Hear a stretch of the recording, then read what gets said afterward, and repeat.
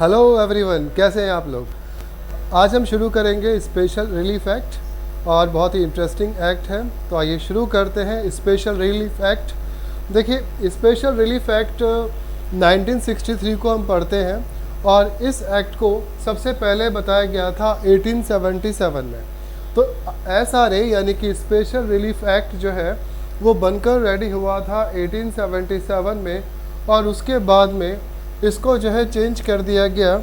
यानी कि इसमें देखिए जो मॉडिफिकेशन हुआ और उसके बाद में हम जो है पढ़ते हैं अब 1963 का स्पेशल रिलीफ एक्ट पढ़ते हैं।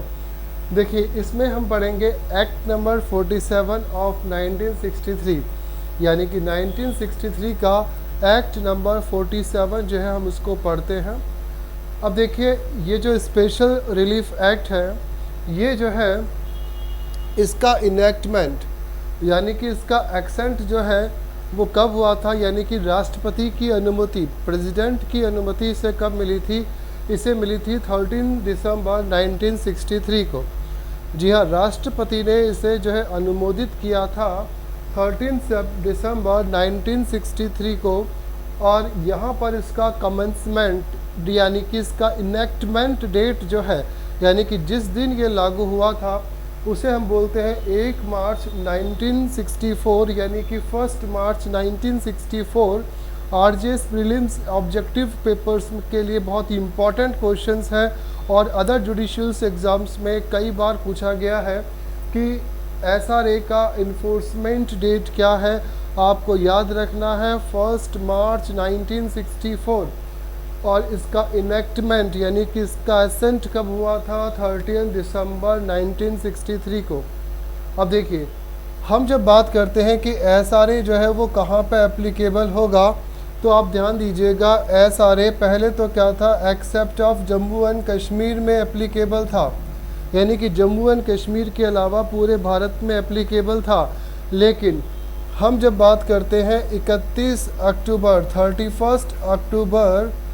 2019 के बाद में, 2019 के बाद की हम बात करें तो देखिए 2019 का जो रीअसेसमेंट जो एक्ट था उस एक्ट के अकॉर्डिंग हम जब बात करेंगे तो ये जो है पर्टिकुलर पूरे होल इंडिया में एप्लीकेबल होता है, यानी कि ये जो है पूरे होल इंडिया में अप्लाई है।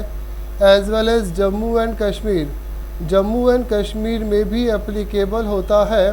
तो देखिए ये कब हुआ, 2019 रीऑर्गेनाइजेशन एक्ट जब बना था, तो रीऑर्गेनाइजेशन एक्ट जो है 2019 के बाद में जो 31 अक्टूबर 2019 को बना था, उसके बाद में ये पूरे इंडिया में एप्लीकेबल होता है, जम्मू एंड कश्मीर में भी एप्लीकेबल होता है। देखिए, अब जब हम यहाँ पे पढ़ेंगे तो सबसे इम्पॉर्टेंट बात आती है कि इसमें सेक्शन कितने हैं। जी हाँ, तो देखिए टोटल नंबर ऑफ़ सेक्शन इसमें थे पहले 44 सेक्शन थे, लेकिन 2 सेक्शन को रिपील कर दिया है। तो अब हम यहाँ पे पढ़ेंगे टोटल सेक्शंस जो हैं वो यहाँ पर 42 है। टोटल सेक्शंस जो है यहाँ पर 42 है, यानी कि 2 सेक्शंस को रिपील कर दिया गया है और उसके बाद से टोटल नंबर ऑफ़ सेक्शन यहाँ पर 42 है।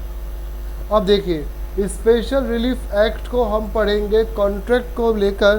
तो आखिर कॉन्ट्रैक्ट क्या है। कॉन्ट्रैक्ट हम जानते हैं 2 या 2 से अधिक लोगों के बीच में किसी भी प्रकार का जो एक कॉन्ट्रैक्ट है, किसी भी प्रकार का एक जो है प्रॉमिसिंग है जो इन्फोर्स बाय लॉ है, that is known as the contract.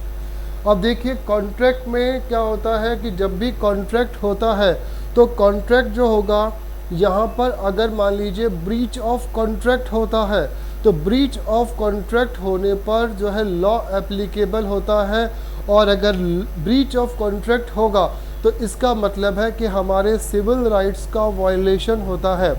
देखिए, सिविल राइट्स का वायलेशन होने पर कॉन्ट्रैक्ट एक्ट भी एप्लीकेबल होगा, और हम यहाँ पे बोलेंगे लॉ ऑफ टॉर्ट। जी हाँ, लॉ ऑफ टॉर्ट भी अप्लाई होता है। तो law of tort and Indian contract act जो है हमारे सिविल राइट्स के बारे में बताते हैं, और कहीं पर भी अगर सिविल राइट्स का वायलेशन होता है तो हम कोर्ट में जाके अपील कर सकते हैं। अब देखिए यहाँ पर हम जब बात करते हैं तो देखिए यहाँ पर क्या होगा, अगर ब्रीच ऑफ कॉन्ट्रैक्ट होता है तो देखिए ब्रीच ऑफ कॉन्ट्रैक्ट होगा तो इंडियन कॉन्ट्रैक्ट एक्ट में हम देखते हैं अगर ब्रीच ऑफ कॉन्ट्रैक्ट होता है तो कोर्ट क्या करेगा, कोर्ट जो है हमारे डैमेजेस जो है वो हमें ग्रांट करवाएगा। कोर्ट कहता है कि ठीक है अगर आपके कॉन्ट्रैक्ट का ब्रीच हुआ है तो हम आपको डैमेजेस जो है वो ग्रांट करा देते हैं। अब देखिए जब हम बात करते हैं लॉ ऑफ टॉर्ट की बात करते हैं तो लॉ ऑफ टॉर्ट में कॉन्ट्रैक्ट नहीं होता, यानी कि लॉ ऑफ टॉर्ट में बिना कॉन्ट्रैक्ट के क्या होता है, डैमेजेस हो सकते हैं। तो इसका मतलब है कि जब कोई कॉन्ट्रैक्ट ही नहीं हुआ है तो वहाँ पर अगर डैमेजेस होते हैं तो हम कोर्ट में जाते हैं तो कोर्ट क्या करेगा, कोर्ट कहेगा ठीक है हम आपके जो डैमेजेस हैं उन डैमेजेस को क्या करेंगे, ग्रांट करवा देंगे। इसका मतलब है कि लॉ ऑफ टॉर्ट में जैसे अपन बात करते हैं ट्रेसपास की बात करें, न्यूसेंस की बात करते हैं तो उस कंडीशन में क्या होता है, हमारे जो है सिविल राइट्स का वायलेशन होता है। अब देखिए जब सिविल राइट्स का वायलेशन होगा तो हमें जो डैमेजेस होंगे कोर्ट क्या करेगा, कोर्ट हमारे डैमेजेस को ग्रांट करेगा।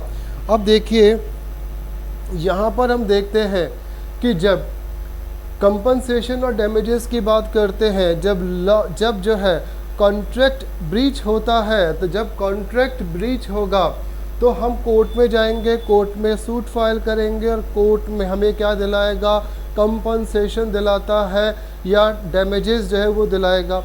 अब डैमेजेस जो है वो किस फॉर्म में होते हैं, देखिए डैमेजेस को हम दो तरीके से पढ़ेंगे। एक तो हम पढ़ते हैं इंडियन कॉन्ट्रैक्ट एक्ट में, एक तो हम पढ़ते हैं इंडियन कॉन्ट्रैक्ट एक्ट में पढ़ते हैं, और देखिए दूसरा हम यहाँ पर पढ़ेंगे, सेकंड हम पढ़ते हैं लॉ ऑफ टॉर्ट में पढ़ते हैं।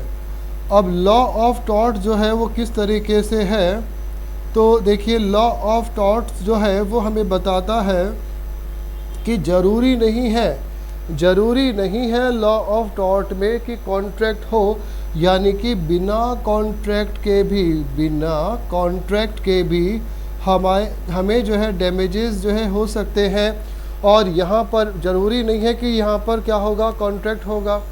कहने का मतलब है कि देखिए इंडियन कॉन्ट्रैक्ट एक्ट ये कहता है, इंडियन कॉन्ट्रैक्ट एक्ट के अकॉर्डिंग पहले कॉन्ट्रैक्ट होगा उसके बाद में कॉन्ट्रैक्ट का ब्रीच होगा, यानी कि संविदा अधिनियम में पहले संविदा होती है उसके बाद में संविदा का भंग होता है।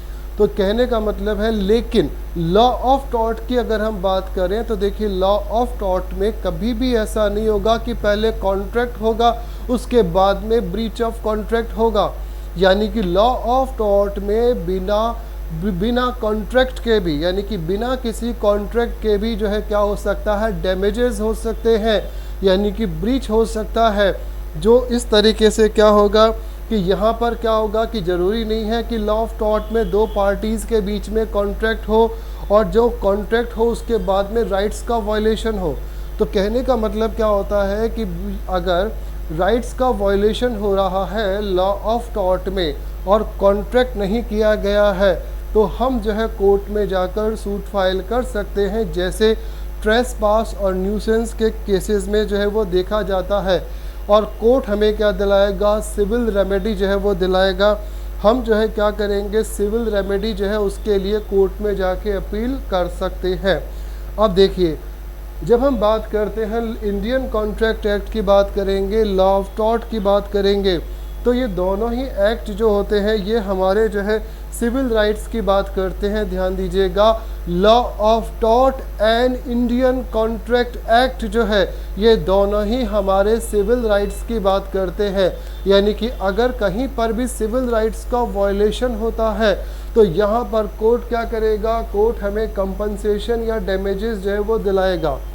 अब जैसे मान लीजिए, इसे हम एक एग्जाम्पल के द्वारा समझते हैं, मैं इसको थोड़ा सा इसको क्लियर कर देता हूँ, एक एग्जाम्पल के द्वारा क्लियर कर देता हूँ।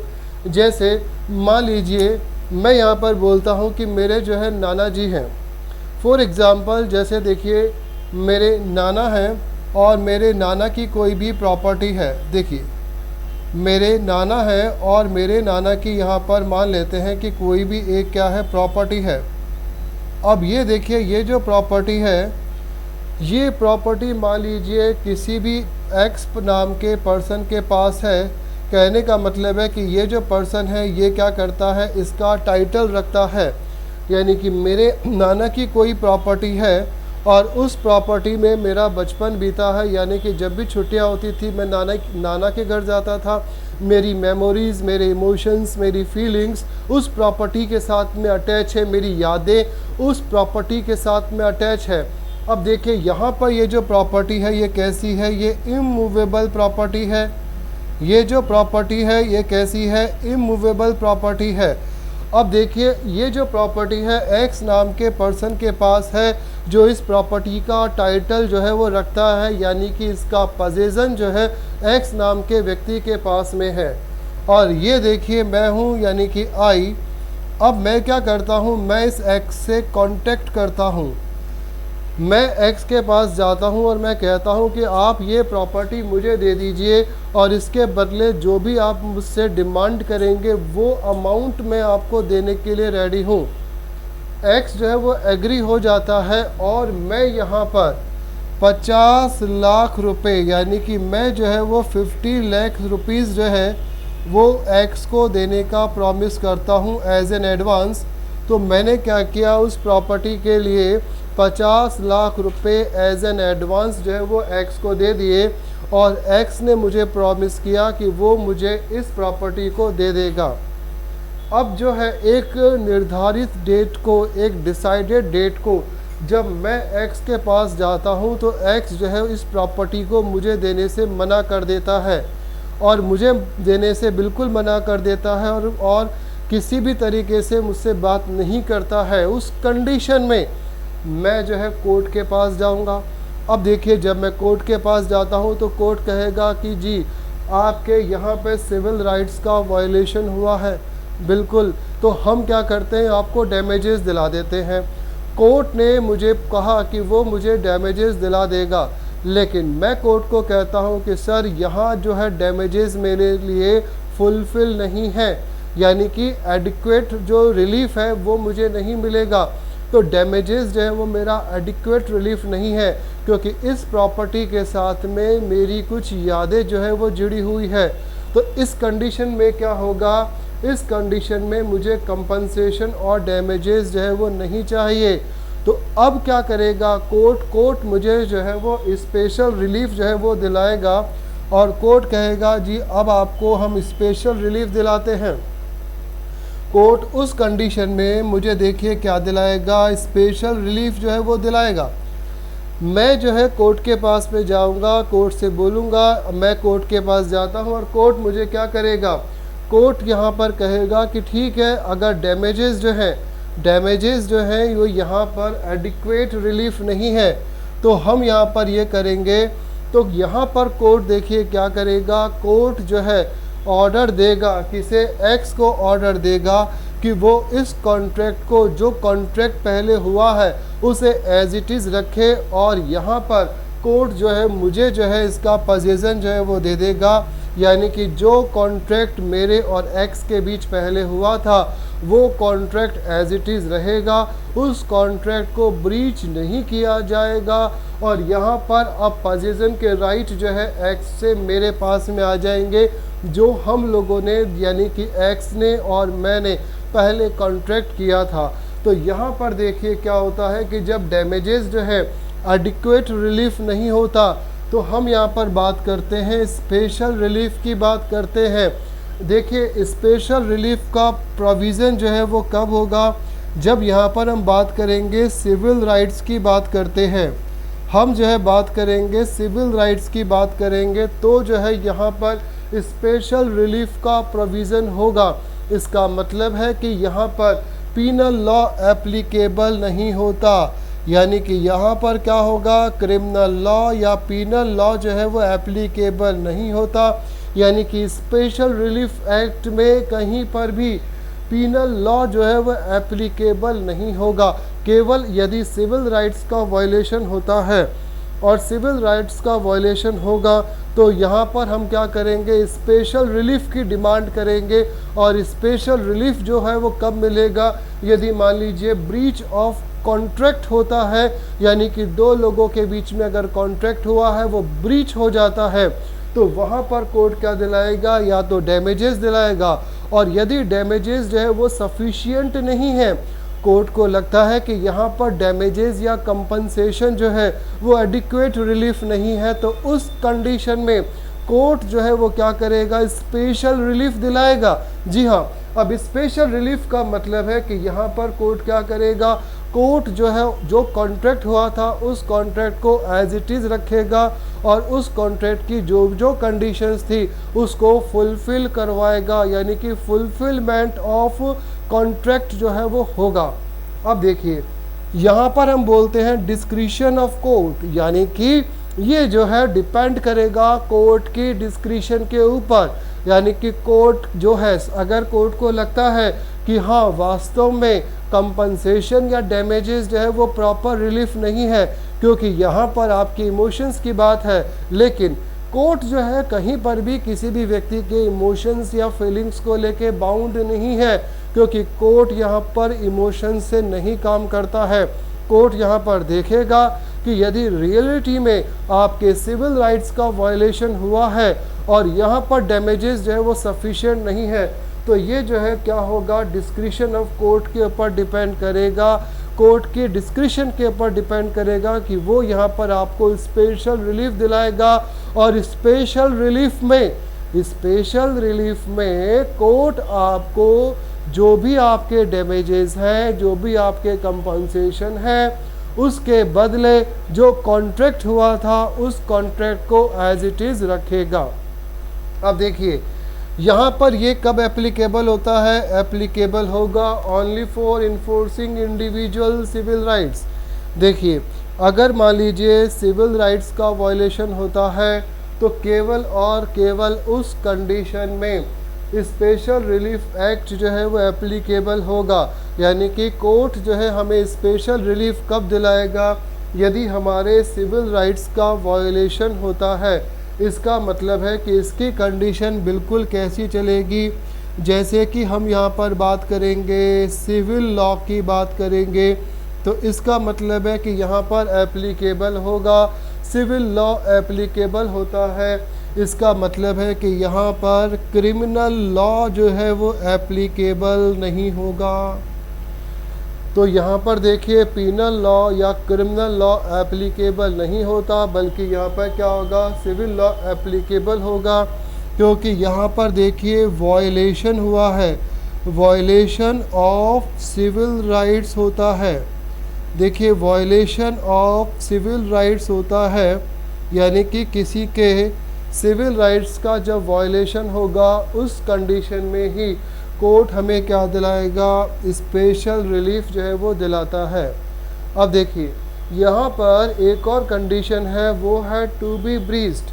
तो अगर टू बी ब्रीच्ड यानी कि अगर कोई भी कॉन्ट्रैक्ट जो दो लोगों के बीच में हुआ है और ऐसा लगता है कि वो कॉन्ट्रैक्ट ब्रीच हो सकता है इन फ्यूचर, या उसकी पॉसिबिलिटी है ब्रीच होने की, तो देखिए उस कंडीशन में कोर्ट हमें दिलाएगा प्रिवेंटिव रिलीफ दिलाएगा।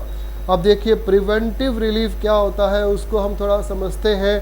मान लीजिए एक जो है दो लोगों के बीच में कॉन्ट्रैक्ट होता है, एक एग्जाम्पल है, उस एग्जाम्पल से इसको समझते हैं अपन कि प्रिवेंटिव रिलीफ क्या है। देखिए एक मान लेते हैं कि कोई भी फिल्म का प्रोड्यूसर है,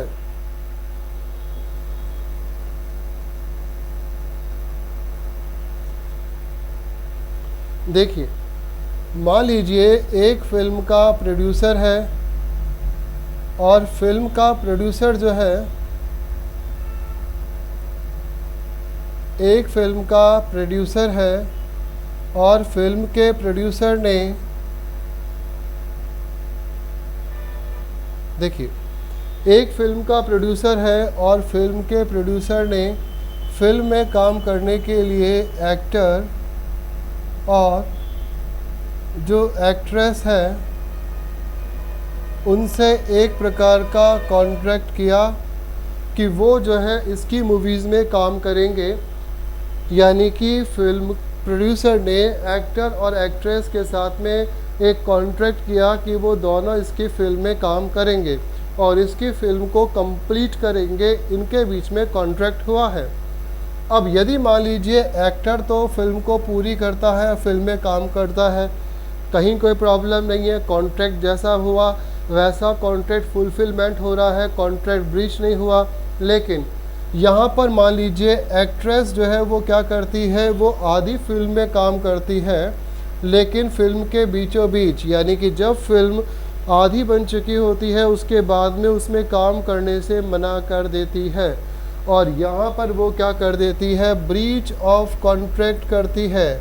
ऐसा लगता है कि यहाँ पर क्या है, कॉन्ट्रैक्ट कैसा होने वाला है, कॉन्ट्रैक्ट जो है वो क्या है, टू बी ब्रीज्ड है, यानी कि ब्रीज्ड किया गया।